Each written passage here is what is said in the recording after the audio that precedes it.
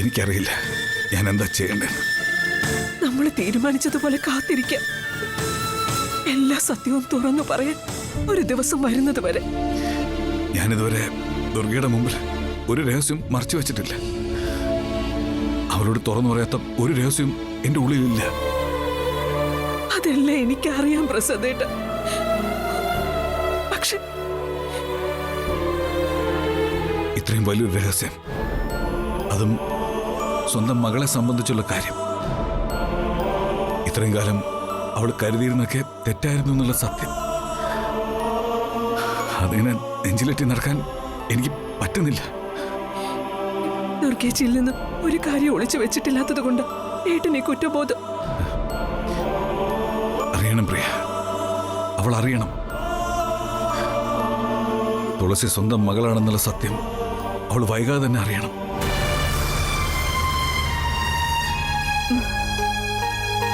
ദുർഗേച്ചിയും തുളസിയും എന്നും നമ്മളോടൊപ്പം വേണം. ആ ഒരു നല്ല കാര്യത്തിന് വേണ്ടിയാ നമ്മളിപ്പോ ഈ രഹസ്യം ദുർഗേച്ചിയോടും തുളസി മോളോടും പറയാതിരിക്കുന്നത്. അതുകൊണ്ട് ഒരു കുറ്റബോധത്തിന്റെ ആവശ്യം ഈ കാര്യത്തിൽ വേണ്ട ഏട്ടാ.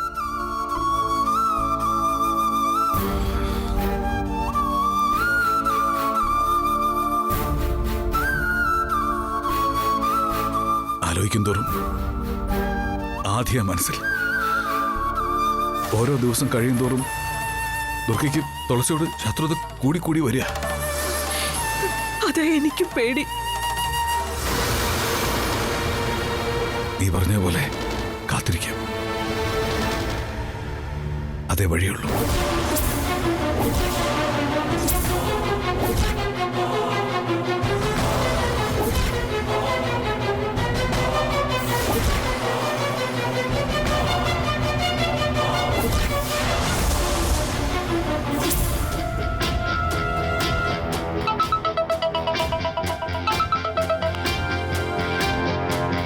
ഹലോ. ആ തിരുമേനി, കനകദുർഗയാ. മനസ്സിലായി. തിരുമേനിയോട് എനിക്ക് കുറച്ച് ഇഷ്ടക്കേട് തോന്നിയിരുന്നു. അതിന്റെ കാരണം തിരുമേനിക്ക് തന്നെ അറിയാലോ. നമ്മളൊരു രഹസ്യം പങ്കുവച്ചാ അത് പുറത്തറിയരുത്. അക്കാര്യത്തില് തിരുമേനിക്ക് അബദ്ധം പറ്റിയതാണെന്നും തുളസി ബുദ്ധിപൂർവ്വം തിരുമേനിയെ ചതിച്ചതാണെന്നും അറിയാം. ഇപ്പൊ കനകദുർഗ വിളിച്ച കാര്യം പറയൂ. നമ്മളൊരു കാര്യത്തിന് ഇറങ്ങി തിരിച്ചാൽ അത് ഫലപ്രാപ്തിയിൽ എത്തിയാലല്ലേ നമ്മൾ വിശ്രമിക്കാൻ പാടുള്ളൂ. തിരുമേനി എനിക്കൊപ്പം നിൽക്കുന്നില്ല എന്നൊരു തോന്നൽ എനിക്കിപ്പോ ഉണ്ട്. അങ്ങനെ കരുതണ്ട. ഞാൻ ദുർഗ പറഞ്ഞ അനുസരിച്ചെല്ലാം പ്രവർത്തിച്ചല്ലോ. കുറച്ചുനാൾ ഇവിടുന്ന് മാറി നിൽക്കുകയും ചെയ്തു. അതെ, അതൊക്കെ ശരി തന്നെയാ. പിന്നെ തിരുമേനിയെ രക്ഷിക്കാനും എനിക്ക് കഴിഞ്ഞു. ആ ഫോൺ സംസാരം പ്രസാദേട്ടന്റെ കയ്യിലെങ്ങാനും എത്തിയിരുന്നെങ്കിലുള്ള അവസ്ഥ എന്താവുമായിരുന്നു? എത്രയായാലും പ്രസാദേട്ടനൊരു പോലീസല്ലേ തിരുമേനി, കേസെടുത്തേനെ. തിരുമേനിയെ രക്ഷിച്ചെടുത്തതിന്റെ നന്ദിക്ക് എനിക്ക് തിരുമേനി ഒരു സഹായം ചെയ്യണം. ആ ഫോൺ റെക്കോർഡിംഗ് ഡിലീറ്റ് ചെയ്തതോടെ തിരുമേനിയുടെ കാര്യത്തിൽ ഒരു ടെൻഷനും വേണ്ട. മാത്രമല്ല, തിരുമേനിയുടെ വാക്കുകള് പ്രസാദേട്ടന് ഇപ്പോഴും വലിയ വിശ്വാസമാ. ഞാൻ എന്താ വേണ്ടത്? ശ്രീഹരി എന്നൊരു ചെറുക്കന്റെ ജാതകം ഞാൻ തിരുമേനിക്ക് ഫോർവേഡ് ചെയ്യാം. തുളസിയുമായിട്ട് ആ ജാതകം ചേരുമെന്ന് പ്രസാദേട്ടനെ തിരുമേനി ഒന്ന് അറിയിക്കണം. രഹസ്യമായിട്ട് ആ വിവാഹം നടത്താനുള്ള ഏർപ്പാടൊക്കെ ഞാൻ ചെയ്യുന്നുണ്ട്. കനകദുർഗയോട് ഞാൻ ഇനി പറയുന്നത് ശ്രദ്ധിച്ചു കേൾക്കണം. തിരുമേനി പേടിക്കണ്ട, എല്ലാം ഞാൻ പ്ലാൻ ചെയ്തോളാം. പക്ഷേ തിരുമേനിയുടെ ഒരു വാക്ക് അത് പ്രസാദേട്ടൻ വിശ്വസിക്കും. അതിനാ കൂടെ നിൽക്കണമെന്ന് ഞാൻ പറഞ്ഞു. കലികാലവും കഷ്ടകാലവും ഒരേ നാണയത്തിന്റെ രണ്ട് വശങ്ങളാണ്. ദൈവങ്ങൾക്ക് പോലും കഷ്ടകാലം ബാധിക്കാറുണ്ട്. പിന്നെ അല്പപ്രാണിയായ മനുഷ്യന്റെ കാര്യം പറയേണ്ടതില്ലല്ലോ. ഈയുള്ളവനെ കനകദുർഗ വെറുതെ വിടണം. തിരുമേനി എന്തായി പറയുന്നത്? ഇനിയും എന്നെ തെറ്റുകളിലേക്ക് വലിച്ചിടരുത്. പണത്തിന്റെ മോഹത്തിൽ വീണ് അരുതാത്ത ചില കാര്യങ്ങൾ ഞാൻ പറഞ്ഞു. അത് തെറ്റായിന്ന് അനുഭവം എന്നെ പഠിപ്പിച്ചു. ഇനിയും ഞാനതിന് തയ്യാറല്ല. ബുദ്ധിപരമായിട്ട് രക്ഷപ്പെടുകയല്ലേ? തിരുമേനിയുടെ ഫോൺ സംസാരം ഡിലീറ്റ് ചെയ്തു എന്നറിഞ്ഞതോടെ ഇനി ഒന്നിനും പങ്കെടുക്കുന്നില്ല എന്ന് വരുത്തി തീർക്കാനാണ് ശ്രമമെങ്കിൽ എന്റെ കയ്യിൽ നിന്ന് വാങ്ങിയ പണം തിരുമേനി തിരിച്ചു തരണം. അല്ലെങ്കിലും ഞാൻ ആ പണം തിരിച്ചു തരും. ഞാനിവിടെ തയ്യാറാക്കി വെച്ചിട്ടുണ്ട്. അർഹതയില്ലാത്ത പണത്തിനും അംഗീകാരത്തിനും വേണ്ടി ഓടിയിട്ടുള്ളവരെല്ലാം നരകത്തിലാ വീണിട്ടുള്ളത്. ദുർഗയോടും എനിക്കതാ പറയാനുള്ളത്. സത്യത്തിനും ധർമ്മത്തിനും വേണ്ടി ജീവിക്കുക. സ്നേഹിക്കുന്ന മനസ്സുകളെ വേർപെടുത്തുന്നത് അക്ഷന്തവ്യമായ തെറ്റാണ്. ആദിത്യൻ ദുർഗയുടെ മകനല്ലേ? അവനോട് കുറച്ചുകൂടി കരുണ കാണിച്ചുകൂടെ? തുളസിയും ആദിത്യനും വിവാഹിതരാകും. അവരുടെ ജാതകങ്ങൾ തമ്മിൽ നല്ല പൊരുത്തമുണ്ട്. ഒരുമിച്ച് ജീവിക്കേണ്ടവരാവര്. നിങ്ങൾ എന്നെ ഉപദേശിക്കണ്ട. കള്ളത്തരങ്ങൾക്ക് കൂട്ടുനിന്നിട്ട് വിശുദ്ധം ചമയും. ഈ ദുർഗയ്ക്ക് അത് പൊളിച്ചെടുക്കാൻ അറിയാവുന്ന വിചാരിച്ചോ?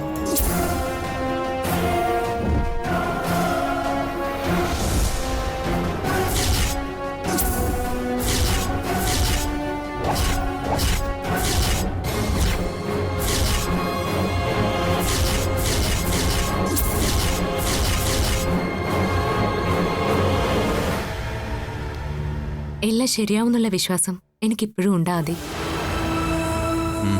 ശരിയാവുമായിരിക്കും.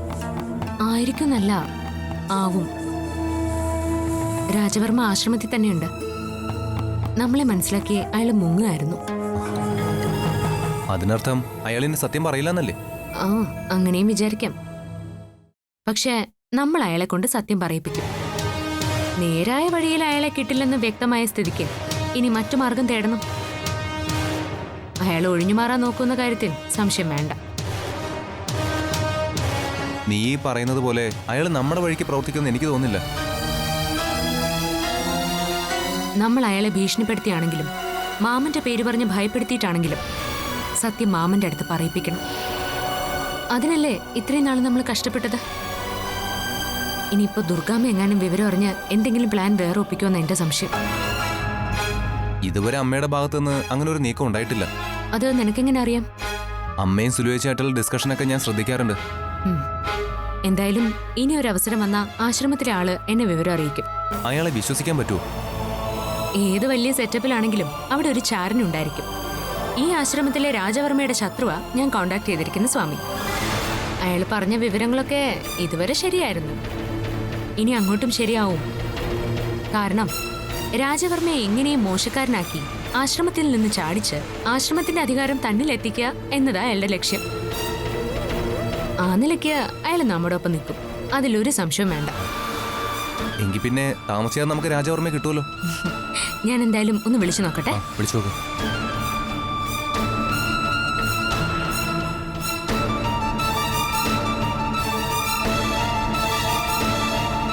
ഹലോ, ഞാൻ തുളസിയാ. എന്തെങ്കിലും അറിവുണ്ടോ സ്വാമി? ആണോ? ആ, ഞങ്ങൾ ഉടനെ എത്താം. എന്താ? രാജവർമ്മ ഇപ്പൊ പുറത്തു പോകാനായിട്ട് ആശ്രമത്തിൽ നിന്ന് ഇറങ്ങുന്നുണ്ട്. വേഗം ചെന്ന് അയാളെ പിടികൂടാന്ന സ്വാമി പറയുന്നത്. എന്നാ വാ പോ.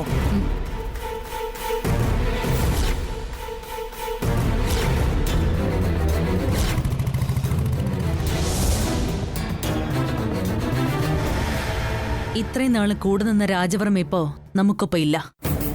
അയാള് കൂടുതൽ കാശ് കിട്ടാൻ വേണ്ടി കളിക്കുന്നതായിരിക്കും. പണത്തോടുള്ള ആർത്തിയുള്ളവര് ഇരിക്കുന്ന കൊമ്പ് പോലും മുറിക്കും. അതൊക്കെ ഞാൻ പറഞ്ഞു നോക്കി. അയാൾ അടുക്കുന്നില്ല. ആ ഫോണിലെ റെക്കോർഡിംഗ് നശിപ്പിച്ചെന്ന് ഞാൻ പറഞ്ഞത് അബദ്ധമായത്. അതോടെ അയാൾക്ക് എന്നെ പേടിയില്ലാതായി. നിനക്കിപ്പൊ എന്താ വേണ്ടത്? അയാളെ നമുക്ക് നമ്മുടെ പരിധി വരുത്തണം. വേണ്ട, ഇനി അയാളെ വിശ്വസിക്കാൻ കൊള്ളില്ല. പക്ഷേ രാജവർമ്മ ഇനി ഈ നാട്ടിലുണ്ടാവുന്നത് നമുക്ക് ഭീഷണിയാണ്. അയാളെ ഇവിടുന്ന് എങ്ങനെയെങ്കിലും ഓടിക്കണം. അയാൾ ഈ നാട്ടിലുണ്ടായാൽ നമുക്ക് സ്വസ്ഥത ഉണ്ടാവില്ല. ആത്മാർത്ഥത കൂടി അയാള് പ്രസാദേട്ടനോട് എല്ലാ സത്യങ്ങളും പറഞ്ഞെന്ന് വരും.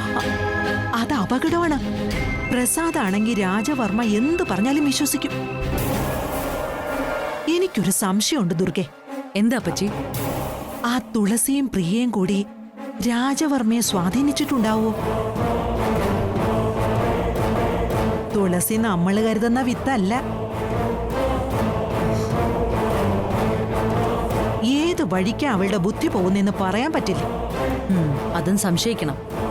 അല്ലെങ്കിൽ ഇത്ര പെട്ടെന്നൊരു മാറ്റം അയാൾക്കുണ്ടാവേണ്ടതല്ല. ഇനിയിപ്പോ നമുക്ക് എന്തെങ്കിലും ഉടനെ ചെയ്തല്ലേ പറ്റൂ. അയാളുടെ കാര്യത്തിൽ ഒരു നാടുകടത്തൽ പോരാ ദുർഗെ. പിന്നെ പെട്ടെന്നൊന്നും എഴുന്നേറ്റ് നടക്കാനാവാത്ത വിധം കിടത്തിക്കളയണം. ഇനിയും നമുക്കെതിരെ വന്ന ജീവൻ തന്നെ അപകടത്തിലാവുമെന്ന് തോന്നണം. അപ്പച്ചി പറയുന്നത് ഏതെങ്കിലും കൊട്ടേഷൻകാരെ വെച്ച് അയാളെ ആക്രമിക്കാന്നാണോ? അതെ. ആരെ കിട്ടും? ഇത്തരം ആൾക്കാരുമായിട്ട് എനിക്കൊരു ബന്ധമില്ലെന്ന് അപ്പച്ചിക്ക് അറിയാലോ. അതൊക്കെ ഞാൻ അറേഞ്ച് ചെയ്തോളാം. സേലത്ത് എനിക്കറിയാവുന്നൊരു പയ്യനുണ്ട്. ഒരീച്ച പോലും അറിയാതെ അവൻ ഇവിടെ വന്ന് കാര്യം നടത്തിയിട്ട് പൊയ്ക്കോളൂ. തമിഴന്മാരാകുമ്പോ വിശ്വസിക്കാം, പക്ഷേ കുറച്ച് പണം ചെലവാവും. അത് കുഴപ്പമില്ല അപ്പച്ചി. രാജവർമ്മ നമ്മുടെ കയ്യിൽ നിന്ന് വാങ്ങിച്ച പണം തിരിച്ചു തരുന്നുണ്ട്. ആ കാശ് അപ്പൊ അയാൾക്കുള്ള കൊട്ടേഷനായിട്ട് തന്നെ ഉപയോഗിക്കാം. ഹാ, അത് കൊള്ളാം. അവൻ ആ കാശ് ഉപയോഗിക്കാൻ വിധിയില്ല. സേലത്തുള്ള ഈ പയ്യനാണ് യോഗം. ഞാൻ ആ തമിഴൻ പയ്യനെ ഇപ്പൊ തന്നെ വിളിച്ച് ഏർപ്പാട് ചെയ്യും. ആ നമ്പര്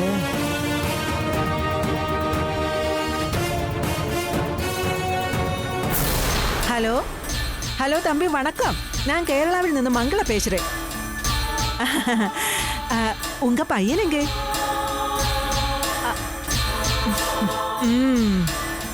ஒரு சின்ன வேலை இருக்கு. இந்த வாரம் முடிச்சா பெட்டர்.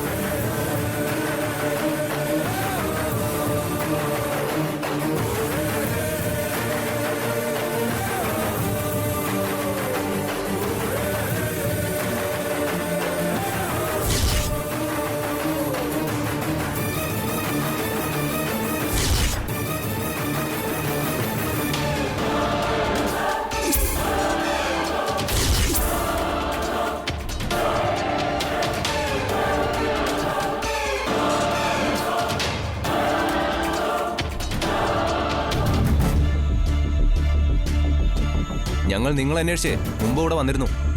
ഞാൻ അറിഞ്ഞു. ഞങ്ങൾക്ക് കുറച്ച് കാര്യങ്ങൾ അറിയാനുണ്ട്. മഹാജ്യോതിഷിയുടെ പ്രവചനത്തെക്കുറിച്ചല്ലേ? നിങ്ങൾ തമ്മിലുള്ള വിവാഹം നടന്നാൽ വധുവിന്റെ അമ്മയ്ക്ക് ദുർമരണം സംഭവിക്കും എന്ന് പറഞ്ഞതിനെ കുറിച്ചല്ലേ? എന്തിനാ നിങ്ങൾ അങ്ങനെ ഒരു പ്രവചനം നടത്തിയത്? ജ്യോതിഷമാണ്, എന്റെ സ്വന്തം അഭിപ്രായമല്ല. തന്റെ ഒരു ജ്യോതിഷം. സത്യം പറ, ആര് പറഞ്ഞിട്ടാ താൻ അങ്ങനെ ഒരു പ്രവചനം നടത്തിയത്? പറയടോ. നിങ്ങളുടെ എല്ലാ കള്ളത്തരവും ഞങ്ങൾക്ക് മനസ്സിലായി കഴിഞ്ഞു. എന്നെ വിട്. നിങ്ങൾ ഇത്രയും കാലം ഉണ്ടാക്കിയ പേരും പ്രശസ്തിയെല്ലാം ഇന്നത്തോടെ അവസാനിക്കും. അവസാനിപ്പിക്കും ഞങ്ങൾ. അത് വേണ്ടെന്നുണ്ടെങ്കിൽ സത്യം പറയും. ഞങ്ങളെ തമ്മിൽ അകറ്റാൻ ആരാ നിങ്ങളോട് പറഞ്ഞത്? അതിന് മാത്രം എന്ത് തെറ്റാ ഞങ്ങൾ നിങ്ങളോട് ചെയ്തത്? എന്നെ വിട്, ഞാൻ പറയാം. പറയാതെ തന്നെ വിടില്ല. എന്റെ ശിഷ്യന്മാരും മറ്റും ആശ്രമത്തിലുണ്ട്. അവർ കണ്ടാൽ അഭിമാനക്ഷതം വരും. എല്ലാവരും കാണട്ടെ ഗുരുവിന്റെ കപട മുഖം. എന്നെ ഒന്ന് സത്യം പറയാൻ അനുവദിക്കൂ. നിങ്ങൾ ഒരു തെറ്റും ചെയ്തിട്ടില്ല. തെറ്റ് ചെയ്തത് ഞാനാണ്. എന്റെ നിലയും വിലയും മറന്ന് കാശിന് മുന്നിൽ കണ്ണ് മങ്ങിപ്പോയവനാണ് ഞാൻ. ചെയ്തുപോയ തെറ്റുതിരുത്താൻ പോംവഴിയില്ലാതെ ദൈവശാപങ്ങളിൽ നിന്നും മുക്തി കിട്ടാൻ ഈശ്വരനോട് വൃഥാ പ്രാർത്ഥിക്കുകയായിരുന്നു ഞാൻ. ഞങ്ങളെ തമ്മിൽ അകറ്റാൻ ആരാ നിങ്ങൾക്ക് കാശ് തന്നെ? ആദിത്യന്റെ അമ്മ കനകദുർഗ.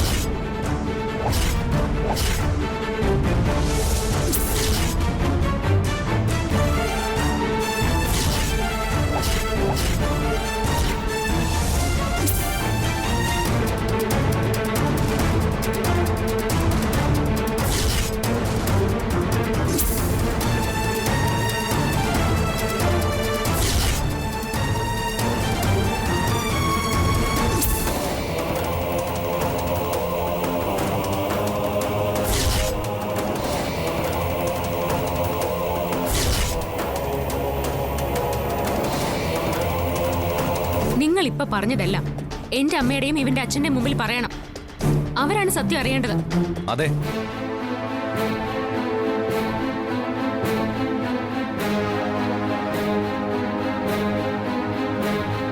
എന്നെ നിർബന്ധിക്കരുത്. നിങ്ങൾ വന്നേ പറ്റൂ. ഞങ്ങളുടെ ജീവിതം തകർക്കാൻ നോക്കിയതിന് ദൈവം നിങ്ങൾക്ക് ശിക്ഷ തരുമെന്ന് നിങ്ങൾ പേടിക്കുന്നില്ലേ? തീർച്ചയായും. ദൈവത്തിന്റെ മുമ്പിലല്ല നിങ്ങൾ മനസ്സ് തുറക്കേണ്ടത്. നിങ്ങളെ വിശ്വസിച്ച് നിങ്ങൾ പറയുന്ന വാക്കുകളെ അക്ഷരം പ്രതി അനുസരിച്ച് കഴിയുന്ന ഇവന്റെ അച്ഛൻ കൃഷ്ണപ്രസാദിന്റെ മുമ്പിലാ നിങ്ങൾ മനസ്സ് തുറക്കേണ്ടത്.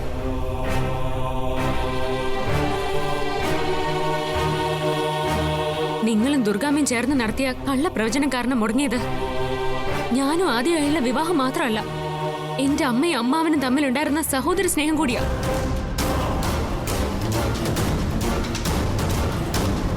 ദൈവം നിങ്ങളെ ശപിക്കുന്നുണ്ടെങ്കിൽ ആ ബന്ധം തകർക്കാൻ നോക്കിയതിന് മാത്രമായിരിക്കും.